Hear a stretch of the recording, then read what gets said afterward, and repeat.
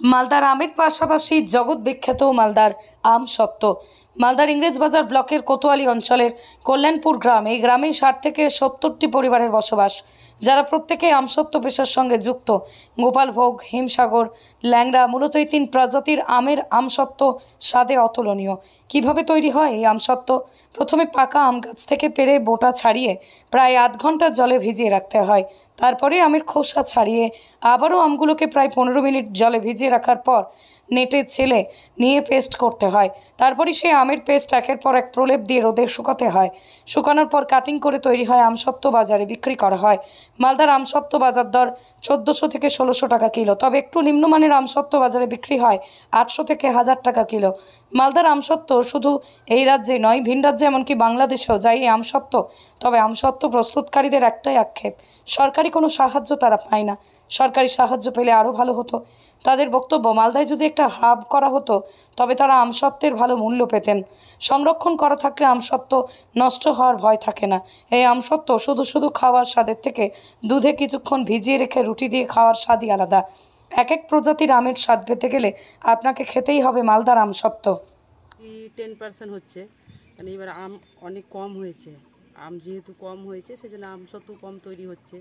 মুষ্টিমেয় কয়েকটা বাড়িতে হচ্ছে, বেশিরভাগই বাড়িতে হচ্ছে না। এটা গোপালভোগ আমসত্ত্ব তৈরি হচ্ছে। হিমসাগর, ন্যাংরা খুঁজলে এগুলো মনে হয় হবেই না, কারণ ওগুলো আম নেই মার্কেটে। তাছাড়া যেগুলো ছিল সেগুলো প্রায় শেষের দিকে। আর ওয়েদার খুব খারাপ, ওয়েদার খারাপের জন্য প্রচুর আম নষ্ট হয়ে যাচ্ছে।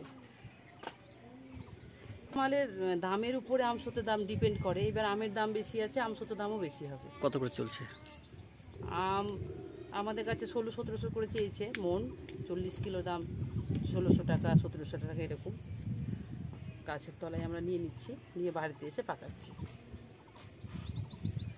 এই আমসত্ত্ব তৈরি করতে আমাদের প্রথমে 30 মিনিট আম ভিজিয়ে রাখতে হয় জলের মধ্যে, বোটা কেটে কেটে। তাহলে আমের কালো কষ বেরিয়ে যায়।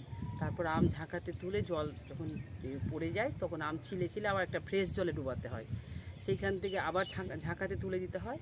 তারপর সেই জল ঝরে গেলে নেটে ঘষে ঘষে রস করে, তারপর এরকম সব চাটাই আছে, চাটাই আমরা অল্প অল্প করে রস দিই আর নাড়তে থাকি। খুব পরিশ্রমিক কাজ, পরিশ্রম অনুযায়ী দাম খুব একটা বেশি পাই না আমরা, যেহেতু দীর্ঘদিন ধরে করে আসছি সেই জন্য আমাদের করতে হয়। এটা একটা আর্থিক সমস্যা মেটে আমাদের। গতবার কি রেট ছিল, এবার কি রেট যেতে পারে? গতবার আমাদের 1000 পাইকারি রেট ছিল 1000, 1200 এরকম। আর এইবার বেশি হবে, মোটামুটি 1500, 1600, 1700 এরকম হবে পাইকারি। খুচরো 100-200 গ্রাম নিলে একটু আরও বেশি রেট হবে। কোথায় কোথায় পাঠান এটা?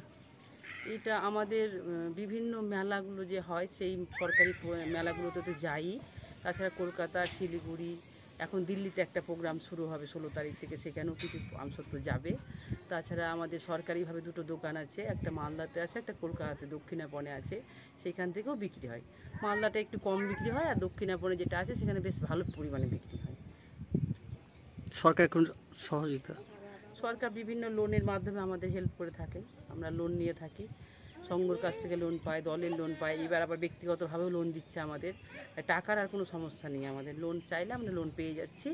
এখন যেটা হচ্ছে বিক্রির সমস্যা একটা, যদি ঠিকঠাক বিক্রি হয় তাহলে আমাদের যা হোক, যত বেশি বিক্রি হবে আমাদের তত বেশি হয়তো কাজ করতে পারবো, প্রফিট আসবে। এখন তো ওয়েদার খারাপ, কিভাবে? ওয়েদার খারাপের জন্য প্রচুর আম নষ্ট হয়ে গেছে আমাদের।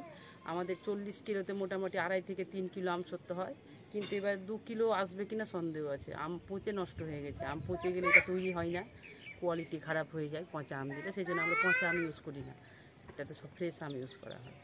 আপনার নাম? আমার নাম যোগমায়া দাস। সেই হিসাবে দাম পাই না। আমসত্ত্ব করতে প্রচুর পরিশ্রম হয়, আমরা সেই হিসাবে দাম পাই না। দাম যদি 2 থেকে 2500 টাকা কেজি হয় তাহলে আমাদের লাভ হবে।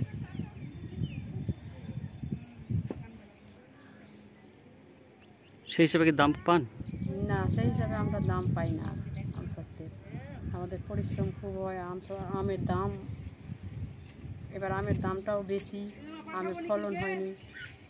আর দিনের ওয়েদার খারাপ বলে আম নষ্ট হয়ে যাচ্ছে ঘরে। আপনার নাম? কণিকা সরকার।